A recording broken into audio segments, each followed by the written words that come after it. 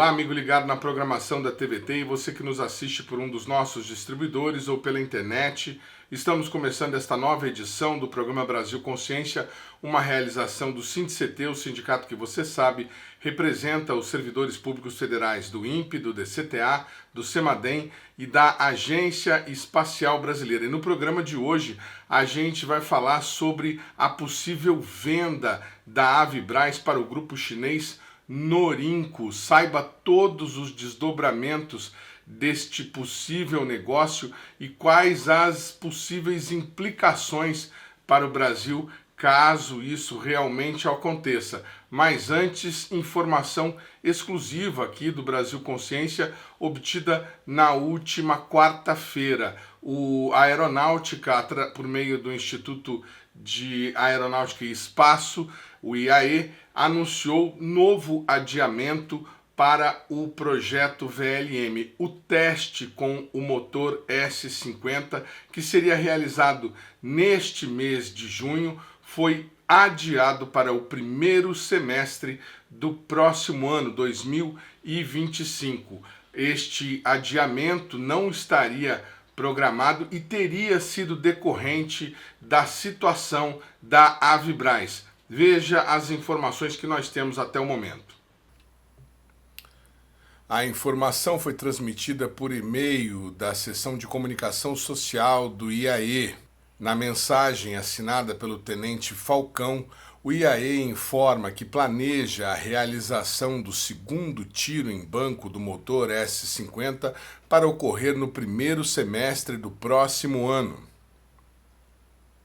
O posicionamento do IAE difere das informações transmitidas recentemente ao Brasil Consciência pelo responsável pelo setor de lançamentos da AEB. Nós estamos em contato direto lá com Brasília, com a Agência Espacial Brasileira. Vamos conversar com o coordenador dessa parte de veículos lançadores da AEB, o Fábio Rezende, que vai explicar para a gente essas últimas informações. Bom dia, Fábio. Obrigado por você ter aceitado aí nosso pedido de entrevista. Todo mundo ficou bastante curioso, vendo na internet, principalmente, as notícias sobre este cronograma obtido via Lei de Acesso à Informação. Já temos, pelo que o cronograma informa, motor S50 carregado com propelente sólido pela Avibraz e pronto para ser enviado ou já enviado para a usina Coronel Abner lá em Jacareí. Por que dessa vez esse cronograma deve ser levado a sério, Fábio? Bom dia. Bom dia, Edmond. Bom dia a todos que nos acompanham, né?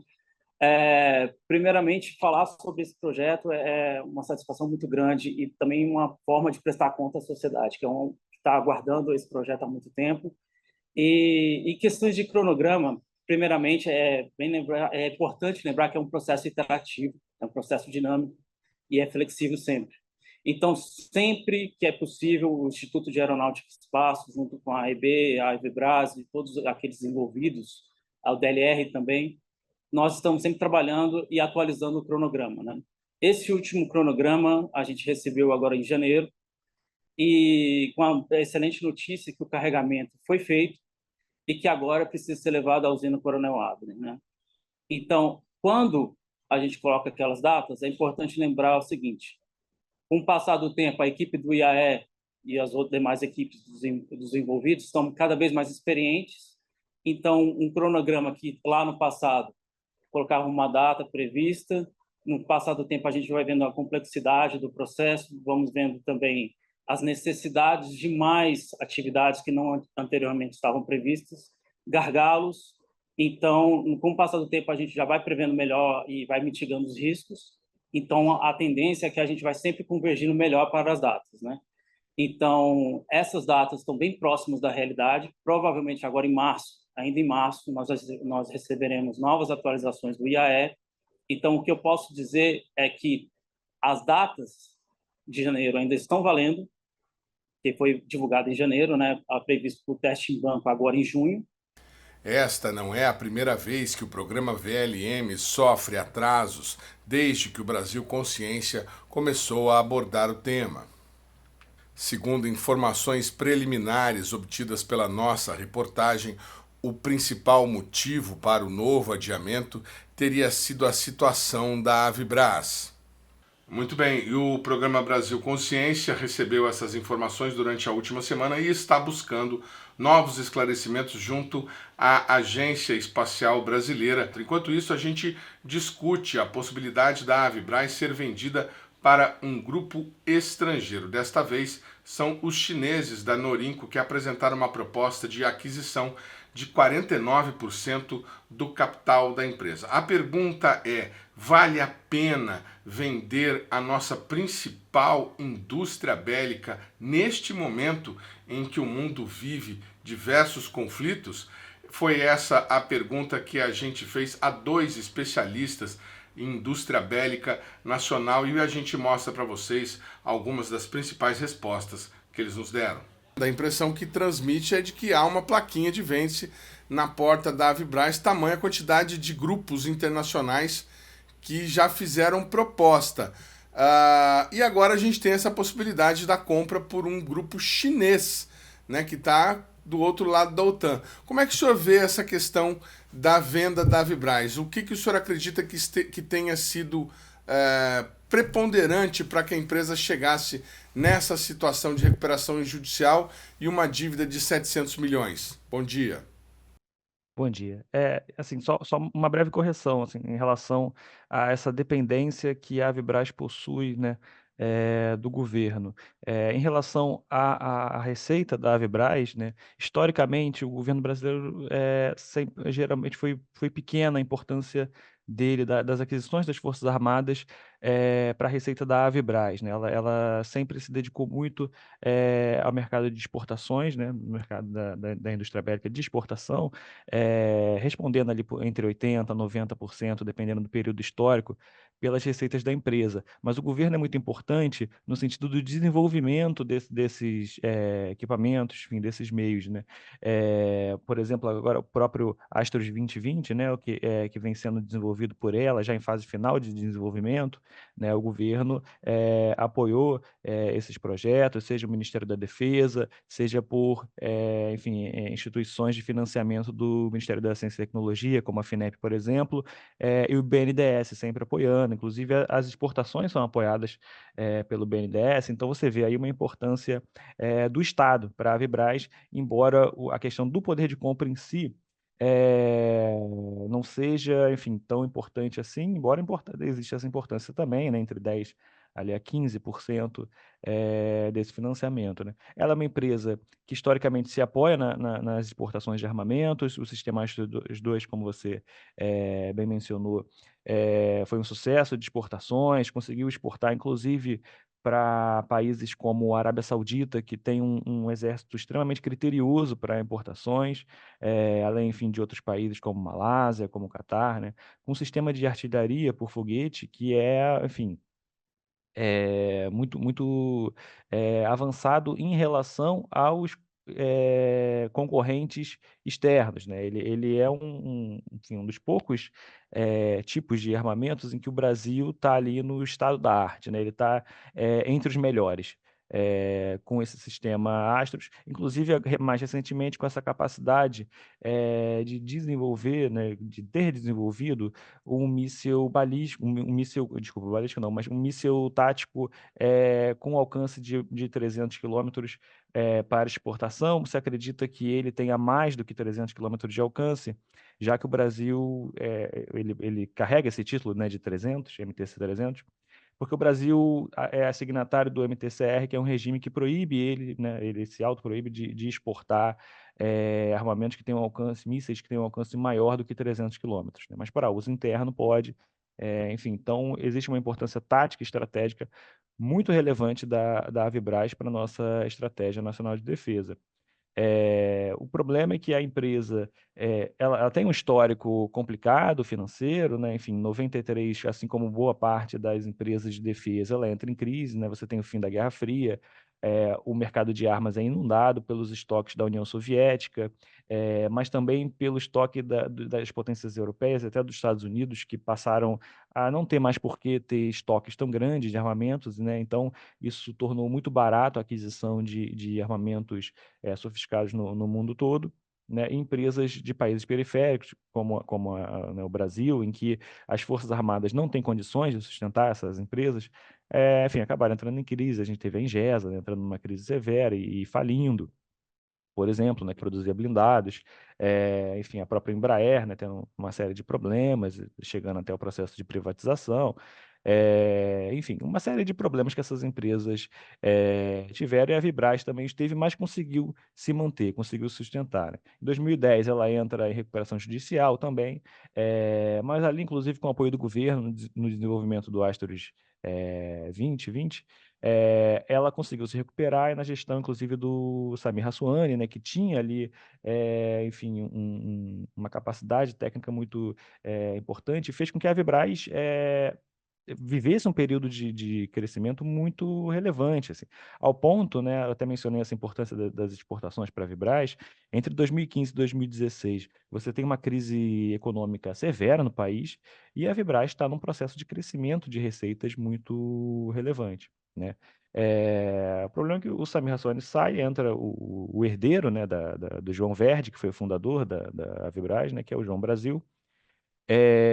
E aí fica primeiro essa dúvida sobre essa capacidade técnica dele de gestão, já que você vê muitas críticas feitas a partir dos trabalhadores da Vibraz em relação a ele.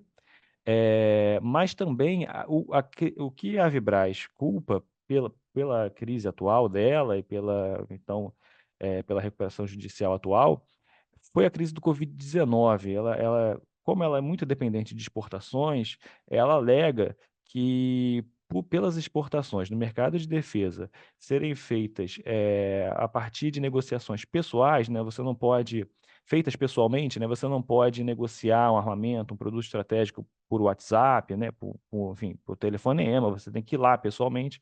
A Covid-19 impediu isso, fora a própria crise econômica que ela acabou causando, né, no mundo inteiro. E os principais clientes da Vibraz foram muito afetados, né? Sobretudo a região do Oriente Médio, norte da África, enfim, esses países foram muito afetados economicamente e reduziram muito, né, o nível de importações. O nível de compra de armamentos, de fato, nessas regiões onde a Vibraz tem seu principal mercado, decaiu muito, fora que aqui no Brasil houve uma crise econômica severa, que tornou muito difícil que o Exército conseguisse sustentar a Vibraz a partir dessas importações. E por isso a empresa se encontra nesse ponto, né? Assim, que ela não consegue se recuperar, né? Tá há mais de um ano, são 14 meses de salário atrasado já. Então ela acaba ficando dependente ou de uma ação direta do governo, ou de uma venda para uma empresa estrangeira. A Vibraz, ela é uma das principais empresas de defesa do Brasil. Seja pelo histórico dela, é uma empresa antiga, uma empresa mais antiga que a Embraer, por exemplo. A Embraer é de 69, a Vibraz é de 61.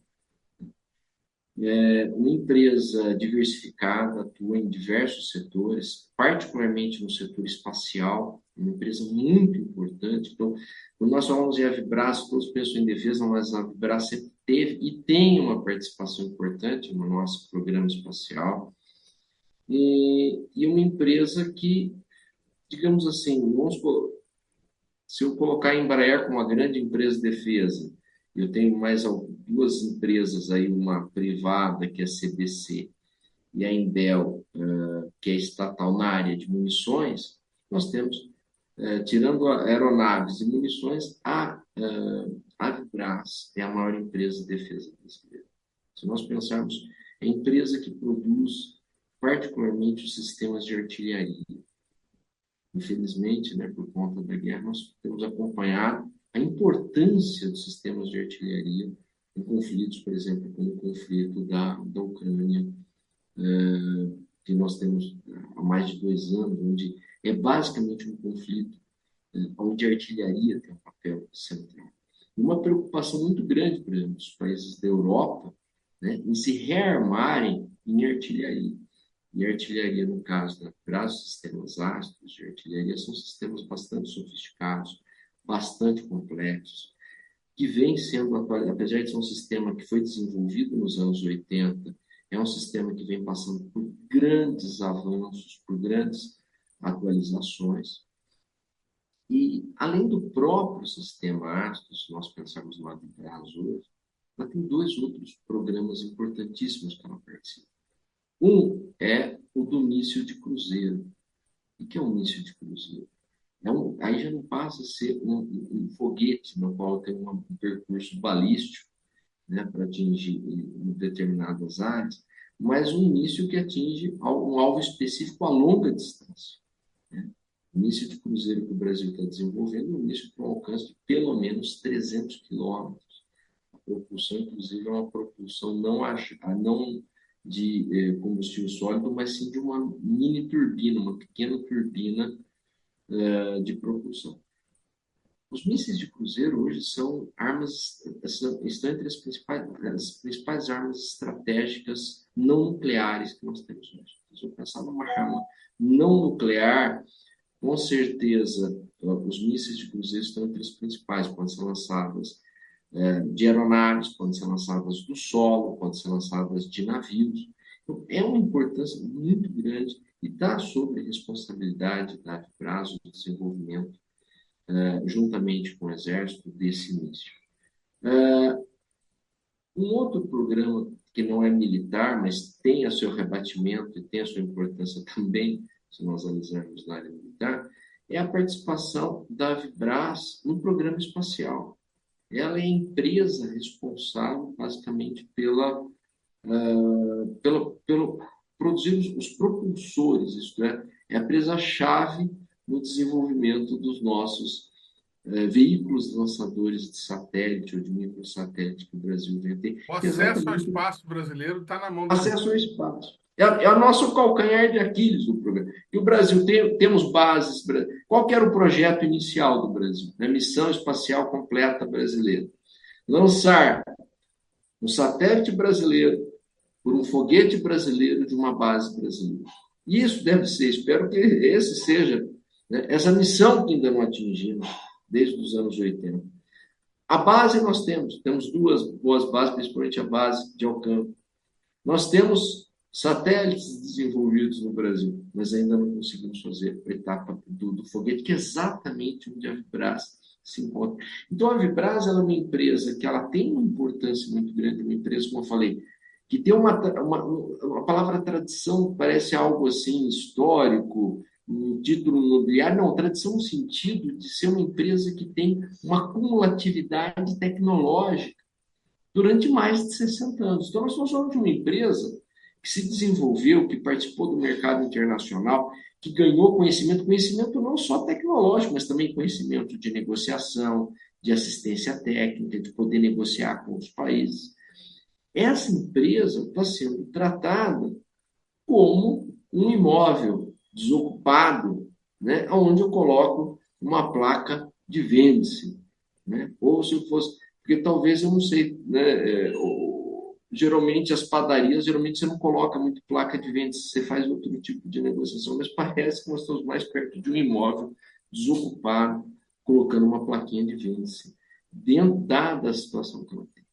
Então, a Avibras, a crise dela não é de hoje, só que ela se agudizou. Como não foi resolvida, ela veio se agudizando ao longo do tempo. Né? Já é terceiro processo de recuperação judicial, antiga concordata, que nós falamos, tiveram dificuldades de exportação no passado, as quais algumas delas eu tive oportunidade de contribuir para que pudessem ser efetivadas. E uma empresa que ocupa essa posição estratégica, mas ela vem se perdendo a sua capacidade. O ponto-chave que você colocou são os recursos humanos, as pessoas, os engenheiros, os que desenvolvem o conhecimento, não está dentro das máquinas, das instalações, estão com as equipes, com os engenheiros, com os operadores, com os técnicos que operam a empresa. Muitos deles já foram demitidos, muitos dos quais, a maioria deles, sem receber há um grande tempo. Então, você já está vendo um processo que não extremamente uma situação onde que essa empresa está sendo desmobilizada, está sendo desmontada, está sendo, se não quiser falar até uma palavra um pouco mais forte, mas destruída.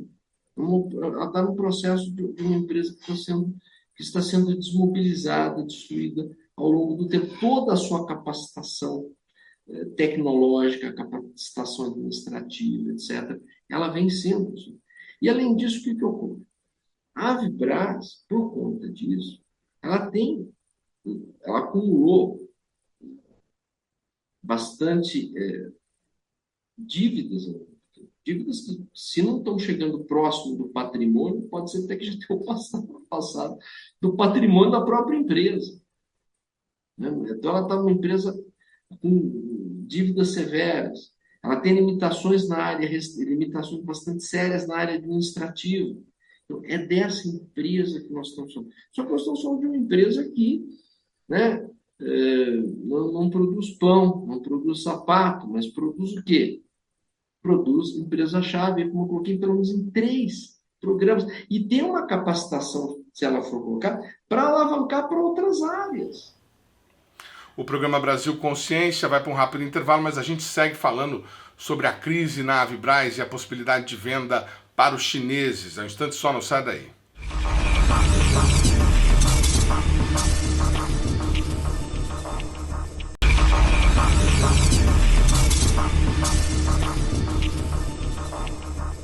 Segundo bloco, a gente continua mostrando para vocês informações sobre a crise sem fim na Avibraz. A empresa está em recuperação judicial, funcionários em greve há mais de 1 ano sem receber salário e agora uma nova proposta de venda, dessa vez para o grupo chinês da Norinco. Vamos continuar ouvindo os especialistas que a gente entrevistou sobre essa possibilidade e quais seriam os desdobramentos para a Estratégia Nacional de Segurança e para o próprio país. Veja.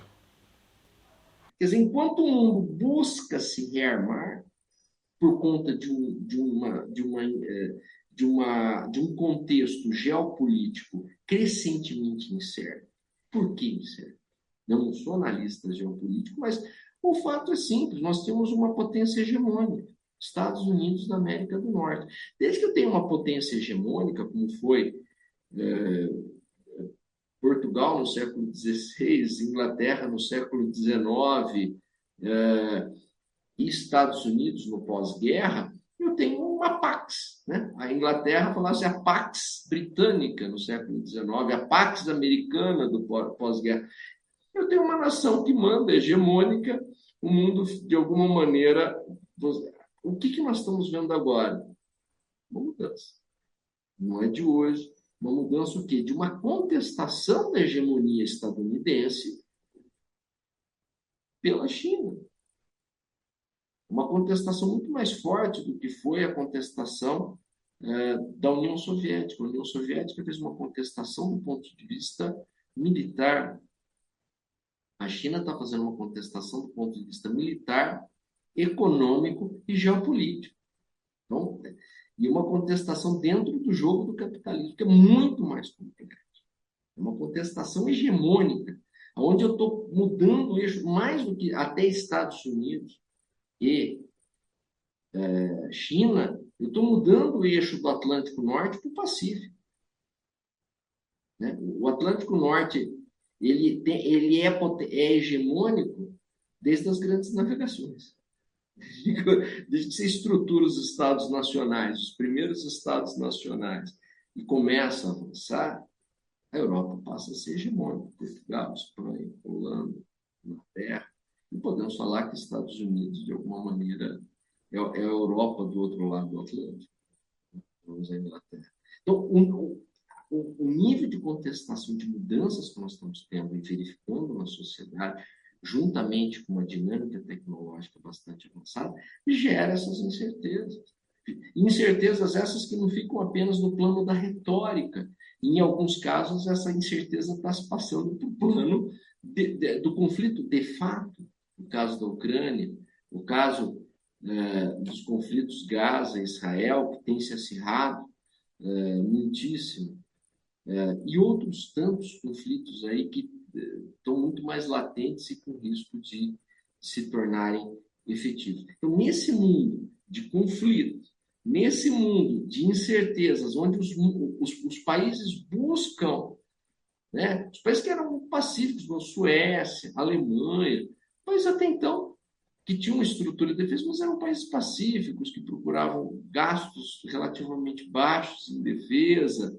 Japão, são países que hoje estão mudaram totalmente de posição. O discurso hoje político da Alemanha, da Suécia, a Suécia entrou na OTAN, é algo que ela sempre manteve uma neutralidade, quer dizer, ela passou. Então, são mudanças geopolíticas profundas que nós estamos vivendo, que levam a uma demanda por uma estrutura de defesa mais adequada, seja por que país for, né?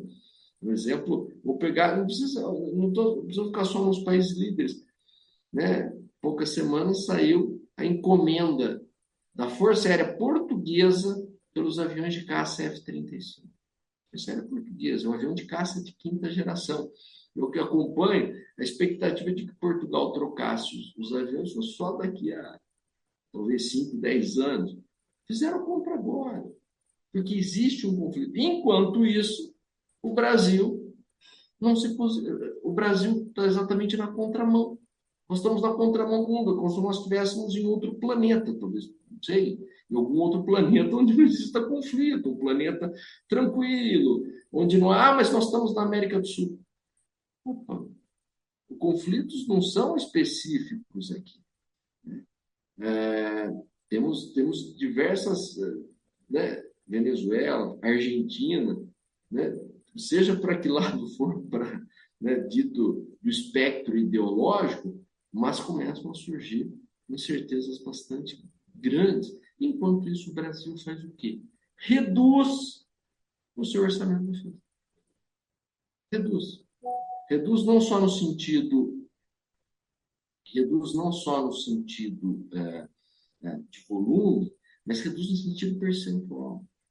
Nas 2 primeiras décadas do século, desse século, até 20, mais ou menos, o Brasil gastou em média 1,4%, 1,5% do PIB com defesa, o que já é um valor considerado muito abaixo da média mundial, que é a faixa de 2,2%, 2,3%. Enquanto o mundo tem crescido, mesmo antes do conflito da Ucrânia, já por conta dessa contestação hegemônica, essa disputa que vem ocorrendo, e principalmente após o conflito da Ucrânia, você tem um acréscimo do orçamento militar no mundo. O orçamento militar brasileiro sai de 1,5, 1,4 para 1,1. Mas isso é um volume de... Nós estamos falando de 0,3% a 0,4% do PIB. E aonde que impacta principalmente esse corte na área de defesa? Ele vai impactar fundamentalmente no investimento. Porque eu não posso... O corte não vai sobre pessoal. Eu não vou reduzir, né? Como um funcionário público, militar, eu coloco. Ele não vai ter uma redução. As aposentadorias que lá estão colocadas são direitos garantidos, estão lá. Essa redução veio fundamentalmente na área de investimento, que já era muito baixa. Então, nós temos essa redução de investimento que impacta diretamente nas aquisições militares. E as aquisições é o que permite que qualquer base industrial de defesa seja mantida. O elemento, o fator, se analisado do ponto de vista econômico, o elemento determinante é a demanda. Então, por isso que eu estou colocando todas as questões. Se eu não tiver demanda, eu não vou conseguir. Então, a Avibras, ela é um caso extremo. A Avibras, ela é um caso, digamos assim, agudo, que nós estamos vivendo aqui, né, nesse momento agudo, mas que já vem de um período, mas ela reflete, ela ao mesmo tempo também é um caso emblemático, porque ela reflete as deficiências da estrutura de defesa e da nossa base industrial de defesa nesse momento crítico que nós estamos vivendo. Aí vem um problema, assim, né? Porque o que essa empresa estrangeira vai fazer? Ela vai absorver essa tecnologia da Avibraz, ela vai manter a produção internamente no Brasil, né? Então, todos esses problemas são muito relevantes para nós brasileiros que investimos nessa empresa e que queremos que ela continue fazendo o seu trabalho, já que ela, enfim, desenvolve meios estratégicos para a nossa defesa nacional. Qual que é o problema, né? O governo ele tem direito a veto no caso de uma venda da Avibraz, mesmo ela sendo uma empresa privada, né? Por quê? Porque ela é uma empresa estratégica de defesa, tá? Ela está cadastrada no Ministério da Defesa como uma EED, né? Uma empresa estratégica de defesa. É, E aí ela tem uma série de direitos, né? Entre esses direitos, ela tem, né, por exemplo, ela é isenta de PIS, enfim, de COFINS, de IPI, uma série de impostos. Ela também tem favorecimento em licitações, por exemplo, só que ela tem uma série de deveres, ok? Né? Então, né, na Lei 12.598, né, que estabelece as leis, que é a lei das EEDs, né, fica estabelecido que uma EED não pode ter mais do que 40% de capital votante estrangeiro. Ok? Caso isso acontecesse, né, ela deixaria de ser uma ED. Né? Aí, por que eu digo que o governo tem direito a veto? Porque a Lei 14.459, né, de 2022, reforma a Lei 12.598, é, no sentido de que o governo pode impedir o descredenciamento de uma empresa. Então, né, digamos assim, digamos que o governo, enfim, não queira que a Vibraz seja vendida, né? Ele pode vetar no sentido de que ele pode dizer, não, você não vai se descredenciar, caso ela queira se descredenciar para ser vendida, né? Então, eu quero deixar de ser uma ED para que assim eu possa ser vendida. O governo pode dizer, não, você não vai se descredenciar pelo prazo de 5 anos, o governo tem esse direito de que ela continue como uma ED. E ela continuando como uma ED, ela não pode ter menos, né, do que 60% de capital votante nacional. E a Vibraz não tem 5 anos para essa negociação. 70% o senhor falou? 60%. 60% tem que ser capital nacional. Ok? 40% pode ser internacional.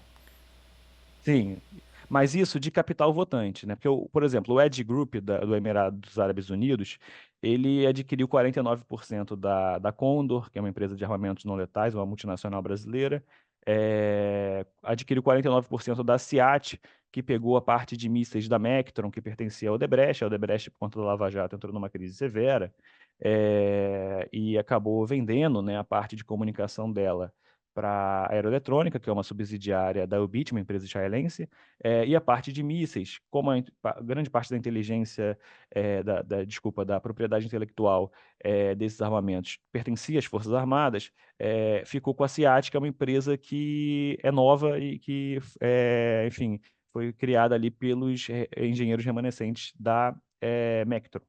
Então, eles fizeram essa empresa. O Edge Group comprou 49%.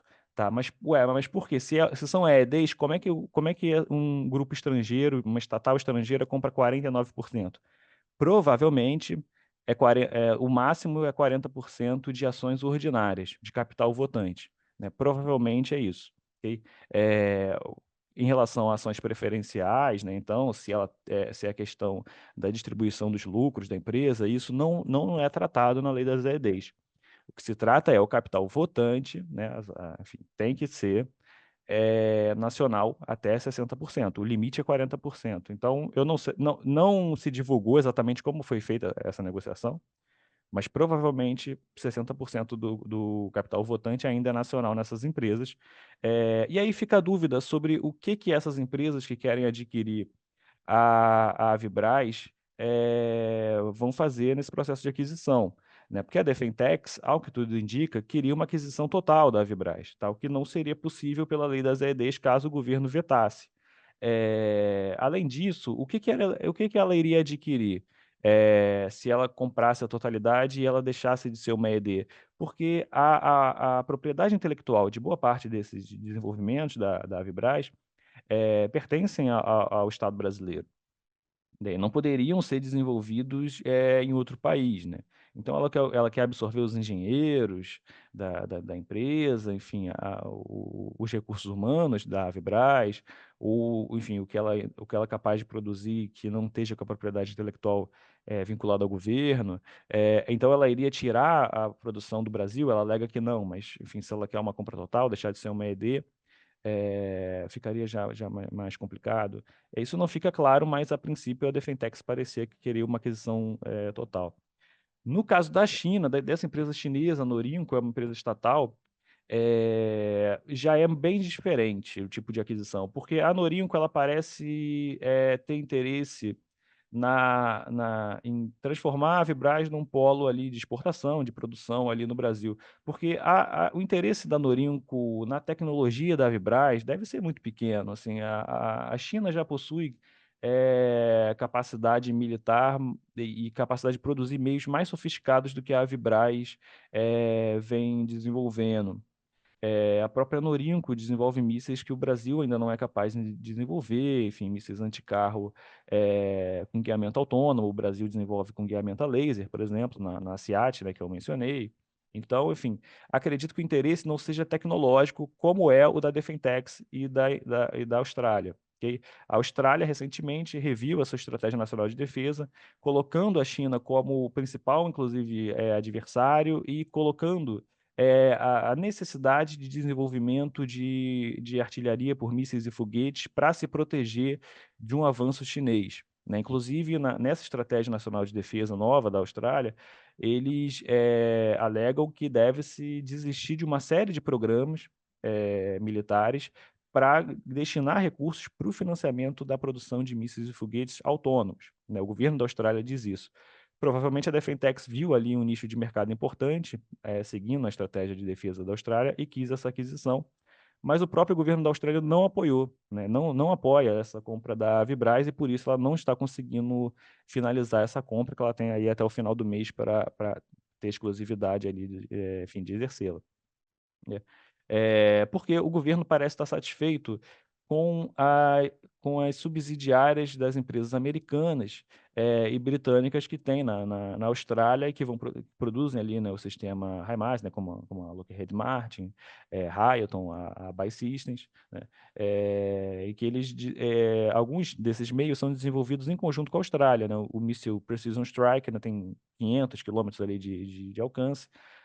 Parece que a Austrália, a estratégia dela está falando sobre esses meios, quando ela fala em desenvolver internamente mísseis e foguetes para defesa, né? E não desenvolvimento com tecnologia própria, que seria o caso da aquisição da Vibraz. Enfim, a China parece ter já esse interesse de transformar a Vibraz num polo ali para exportação, para entrada no mercado brasileiro, que ela sempre quis, via Norinco, inclusive, né? A Norinco participou recentemente da disputa para a venda para o Exército Brasileiro de artilharia autopropulsada. Ela acabou perdendo para o sistema Atmos israelense. A Norinco tentou vender a torre também que seria do sistema do blindado VBR, né, que seria a versão do Guarani para reconhecimento, né, que substituiria o Cascavel. Né, e a Norinco participou ali da disputa para a venda da torre desse blindado, acabou não sendo concluída, então não teve nenhum vencedor. Então a Norinco ela buscava entrar no mercado brasileiro, não conseguia vender para a Bolívia, para a Venezuela, mas ainda não conseguiu o mercado brasileiro.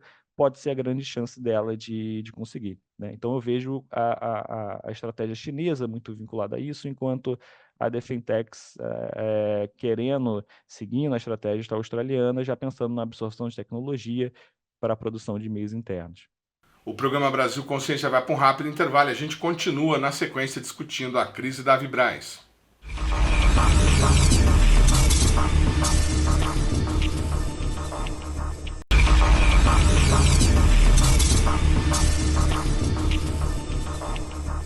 Houve uma divulgação de uma informação, se eu posso estar enganado, mas eu acho que eu li na Folha de São Paulo, de que o interesse dos australianos seria na capacidade de produção de munições de 122 milímetros que estariam em uso lá pelos tanques Leopard na guerra da Ucrânia.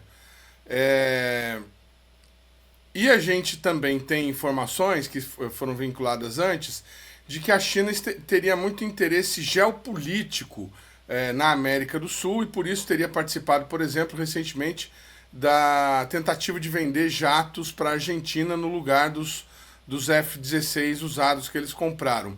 Como é que o senhor vê essas duas questões?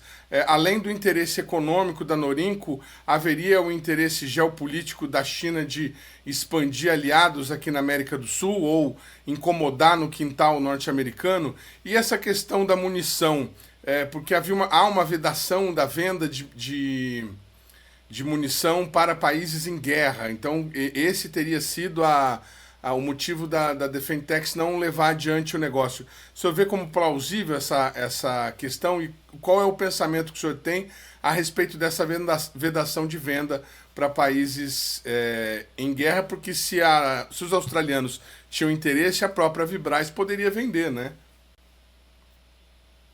Sim, eu acredito que isso tenha sido secundário, né?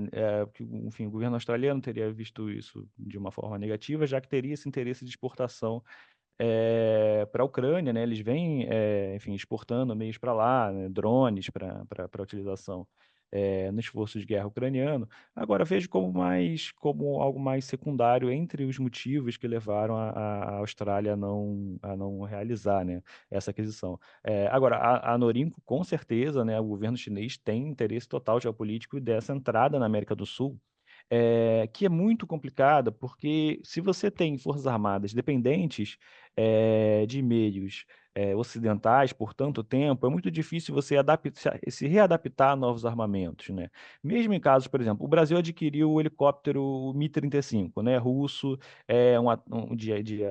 um helicóptero de ataque e de assalto. Que foram aposentados recentemente, mesmo estando novos, né? Então eles estão estocados, mesmo estando novos, e, enfim, funcionando por conta do pós-venda russo que ficou impossível. Mas mesmo nesse caso, né, foi uma aquisição feita de forma um tanto proposital, no sentido de a gente precisa diversificar os nossos fornecedores, mas também a gente precisa, de certa forma, enfim, por problemas. O Brasil tinha problemas de balança comercial com a Rússia. A Rússia alegava que o Brasil importava muito pouco da Rússia, e a Rússia importava muito do Brasil e tudo mais. Foi uma forma meio que de remediar isso, e o Brasil adquire um armamento russo. Aí tem problema com pós-venda, tem problemas de manutenção,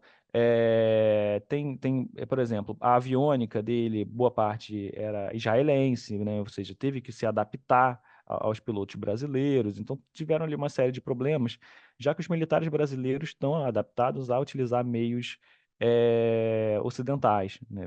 Inclusive de países vinculados à OTAN. É muito difícil fazer essa transição, já que, enfim, as realidades ali desses equipamentos, né, a forma de usar é diferente. Ok? Então, alguns países estão fazendo isso, como a Venezuela, mas por motivos justamente geopolíticos, né? A entrada no Orinco teria, no mercado da América do Sul, teria essa importância geopolítica de você começar a vender armamento chinês, conquistar clientes, e aí você conquista poder, né? Você conquista dependência, você conquista poder. Por isso a importância de se produzir armamentos internamente, ainda que mais obsoletos do que o externo. Porque aí você entra numa realidade, por exemplo, né, se você é dependente de importação, como da Guerra das Malvinas, em que a Argentina tinha equipamento europeu e entrou em guerra com o país europeu, e as outras nações, como a França, compartilharam ali dos códigos desses equipamentos para que eles não surtissem efeito. O caso clássico é do míssil Exocet francês, né, que a França teria dado os códigos para a Inglaterra se proteger desses mísseis, e esses mísseis não explodiam quando chegavam até o alvo, porque os britânicos sabiam como fazer para desativar esses mísseis em pleno voo.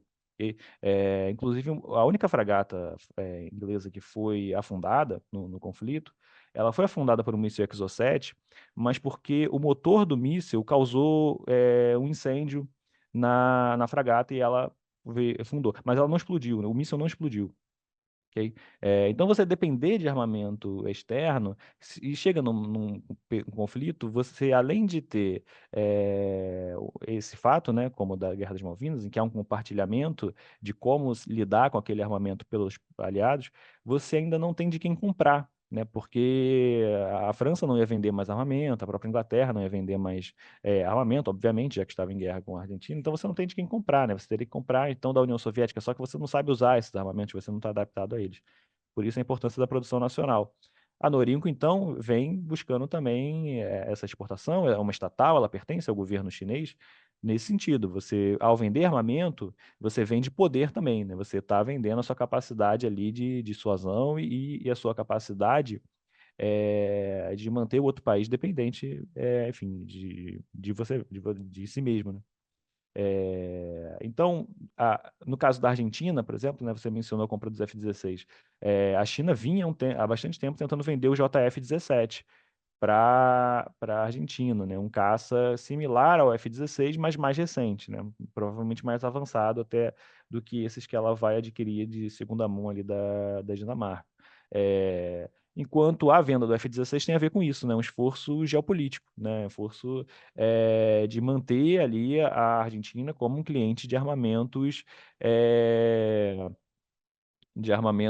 ocidentais, né?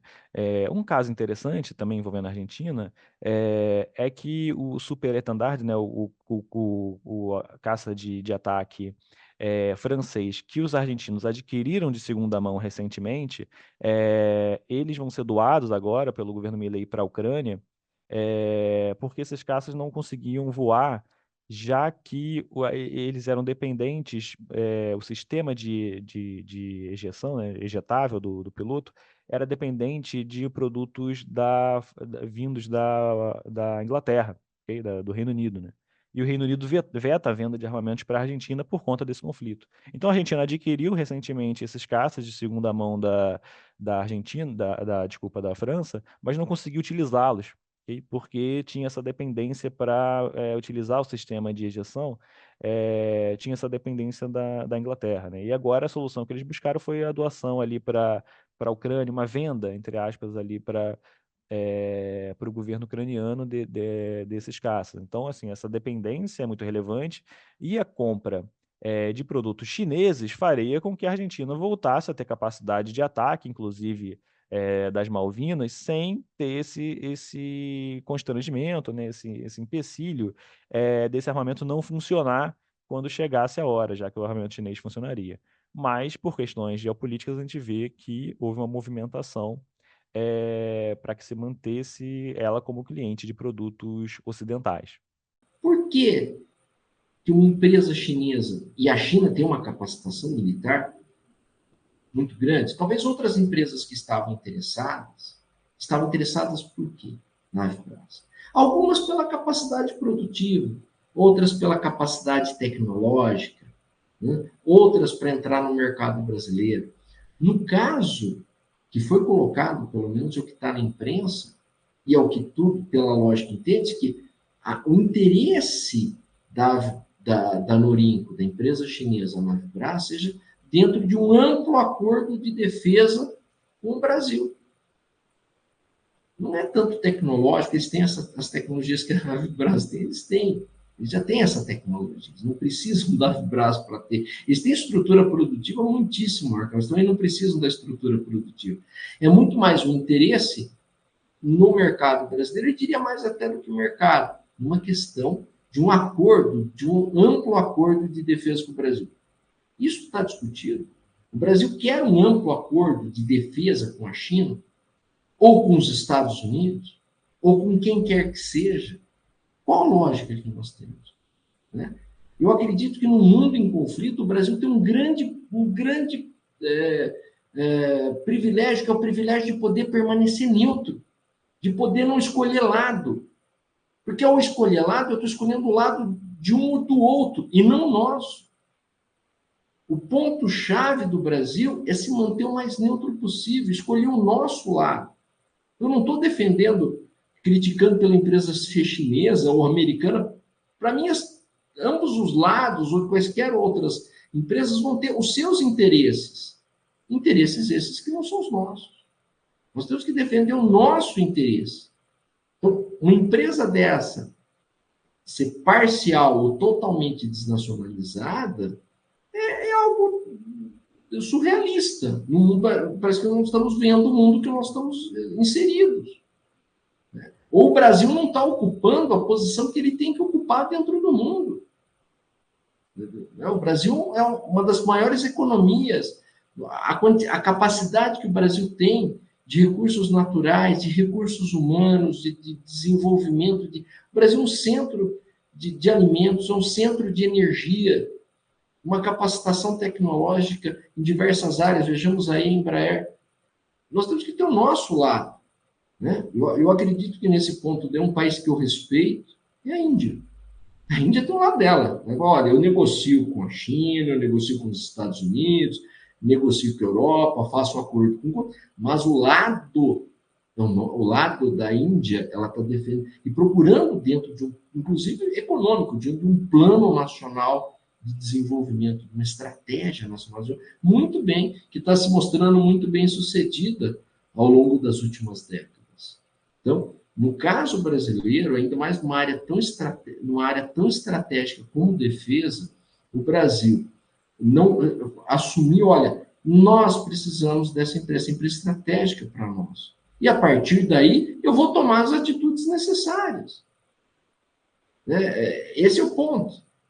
A partir disso daí, eu vou tomar as ações necessárias. O Estado brasileiro é um grande credor da FBRAS.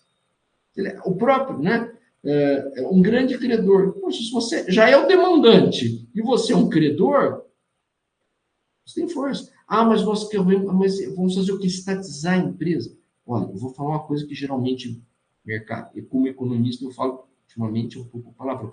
Sim, deve ser estatizada. Até porque ela já está estatizada, o governo já colocou recursos nela. Nós estamos preservando o nosso capital. Agora, se é uma empresa de outro país, pode ser até estatal de outro país, tudo bem. Uma estatal da China, da Itália, se fosse até dos Estados Unidos, tudo bem, uma estatal, mas nossa estatal nós não podemos. Então, mais do que uma lógica estatal, acho que não precisa nem só essa lógica estatal, uma lógica estatal no sentido do Estado brasileiro reconhecer. Nós temos empresas brasileiras privadas, na base industrial de defesa brasileira, muito capacitadas na área administrativa, na área financeira, na área de engenharia, que poderiam assumir, talvez nesse momento não tivessem fôlego para assumir a Vibras, dada o contexto que ela tem, dado o endividamento, mas elas poderiam entrar, por exemplo, com uma participação minoritária. E depois, aos poucos, se o governo não quer ficar com a empresa totalmente, ele poderia manter uma participação minoritária e, ao longo do tempo, transferindo capital pelo próprio lucro, pelo avanço, para essa empresa privada. E nós constituíssemos uma grande empresa de defesa, que pudesse, inclusive, ser uma empresa que consolidasse outras menores que estão também em dificuldade. Pode entregar uma empresa, como nós vemos em várias outras que vêm sendo desnacionalizadas, total ou parcialmente ao longo do tempo. Agora, são os dois lados. De um lado, eu tenho que preservar a demanda, sem demanda não vai avançar, não vai resolver o problema. Esse é o ponto-chave, o elemento-chave. E, de outro lado, preservar a oferta. Eu tenho que ter as duas coisas. A demanda, de um lado, é garantir encomendas que, pelo menos, permitam à empresa avançar. E, de outro lado, preservar o quê? A estrutura de oferta nacional, autônoma e soberana. O senhor acha que a crise da Avibraz é problema de má gestão? E o senhor acha que seria o caso do governo brasileiro, diante da importância estratégica da empresa, estatizar ou, de alguma maneira, assumir a empresa usando aí esses recursos do qual ele tem direito como credor da própria Vibraz? Eu acho que a questão da gestão, provavelmente, teve uma troca de diretoria, então, se a gente for comparar a Miraturani com o período atual, parece que os problemas de gestão, sim. Parece que a empresa não é tão bem gerida ali pelo herdeiro ali do João Verde, ao que parece, pelo menos olhando de fora, e pela opinião dos funcionários da Vibraz que a gente ouve, parece que existe esse problema, assim, de gestão.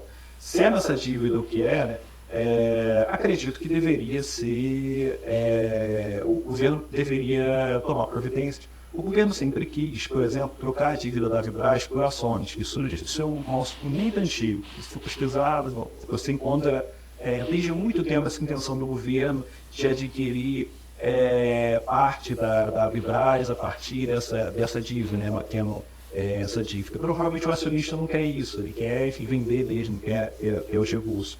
Agora, acho que o governo deveria buscar uma nesse sentido. Seja uma estatização, seja entrar como sócio minoritário, mas ali abatendo parte dessa dívida para a empresa voltar a funcionar. O que é certo para mim é que o custo não é grande em relação à importância da Vibraz e em relação ao retorno, inclusive social, do que seria o governo intervir nessa questão. E você vai estar, por exemplo, pagando 14 vezes em salário de funcionários que querem receber. Isso é custoso do ponto de vista financeiro, porque tem um retorno social muito importante nisso, você pagar salário de funcionários que estão tanto tempo sem receber. Então, assim, além do benefício estratégico, é algo que faria bem em todos os aspectos econômicos, sociais possíveis. Então, acredito que o governo deveria atuar, e aí vem a questão de como atuar. O governo parece não querer arcar com os custos, né, que eu acho que não são tão relevantes assim, frente à importância estratégica, mas tudo bem, tá? Se fazemos todo esse debate sobre a questão fiscal e tal. Aí o governo diz que vai estatizar. Mas você sabe que isso na imprensa em geral já vai soar o ruído, né? Os especialistas do mercado financeiro vão dizer que o governo está estatizando, então quer intervir, o Estado está crescendo. A gente sabe o que a palavra estatização cria no imaginário popular, né? Isso, imaginário. Sendo que, em defesa, isso não é um debate. Se a gente for ler Adam Smith, vai estar lá que é importante investir, o Estado investir em defesa. Os únicos clientes de uma empresa de defesa são estados. E se são estados, o Estado tem que, e se o Estado é o único mercado possível para as empresas, o Estado tem que intervir, já que não é de interesse, quando não é do interesse do setor privado. Tá? Isso é básico. Então, assim, mesmo liberais deveriam apoiar a intervenção do Estado no mercado de defesa. Né? Claro, liberais que leram os clássicos liberais, o que nem todos fizeram. E a gente vai ver no mercado financeiro, a gente ouvindo a palavra estatização e entrando em pânico. Okay? Então, mas se o governo não quer isso, pode fazer que nem o Obama fez lá na crise, né, em 2008, quando ele entrou em 2009, né, e chamar de pré-privatização, igual ele fez, para citar um termo mais bonitinho, para dizer, não, a gente vai comprar, vai estatizar, mas depois a gente vai vender posteriormente. Tá? Ou a gente vai entregar para a iniciativa privada, vai ficar como sócio minoritário. Pode ser também uma saída, enfim, já que não vai gerar esse pânico aí no mercado. Mas uma solução tem que ser feita, tem que ser, a providências tem que ser tomadas, tanto pela importância estratégica, quanto pelo fato de que você tem uma quantidade grande de trabalhadores aí sem receber há tanto tempo. Então o governo deveria intervir o quanto antes. Inclusive, se for para... Nem precisa, eu acho, de parceria internacional nesse caso. Aqui o Estado brasileiro tem condições de arcar com isso. Mas ok, se diga que não, tal, prefere adquirir o que uma empresa estrangeira atue. Então, que isso seja providenciado de forma o mais rápido possível, mas com o Brasil mantendo a sua capacidade de intervir na Vibraz e com a maior parte das ações, assim como estabelece a lei das EEDs, ficando no Brasil, com sócios brasileiros. Aí tudo bem, aí se um sócio estrangeiro quiser entrar para apoiar, para ajudar, isso foi interessante para nós e que seja feito isso. O importante é que seja feito logo. E eu acho, sim, que o Estado brasileiro tem que intervir o quanto antes. Tá certo. Olha, eu quero agradecer demais a participação do professor Henrique Alvarez aqui no nosso programa. Primeira vez que ele nos dá essa honra de dar essa aula aqui no nosso programa. A gente espera poder contar com o senhor mais vezes, viu? Muito obrigado. Eu que agradeço. Muito obrigado. O programa Brasil Consciência vai ficando por aqui. Você que quiser conferir os demais programas produzidos pelo SINDICT deve acessar a nossa página no YouTube, que está aí para você na tela neste momento. O conteúdo do Brasil Consciência também fica disponível no canal da TVT, que você provavelmente está acompanhando agora, se está assistindo pela televisão. Dúvidas, críticas, sugestões e reclamações, nosso e-mail está sempre disponível para você. A gente volta na semana que vem com mais uma atração inédita. Tchau, gente!